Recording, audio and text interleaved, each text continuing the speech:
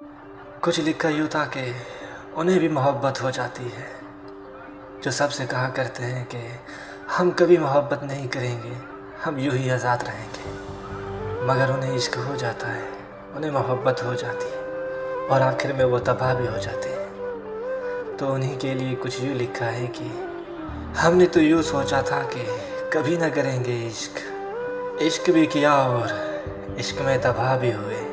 मकसद मलाल हमें ये मिला, इश्क हमें करना नहीं पड़ता, इश्क तो बस हो जाता है। और जब होता है बेइंतहा की हद तक होता है, इंसान मर भी जाता है। और मैं उस हद तक पहुंचकर वापस आ तो गया हूँ, मगर वो यादें वो बातें अब तक वही हैं। वो ख्याल मेरा दिल मेरी सोचें अब तक वही है। इसलिए कहते हैं ना, बताया झूठ जाता है।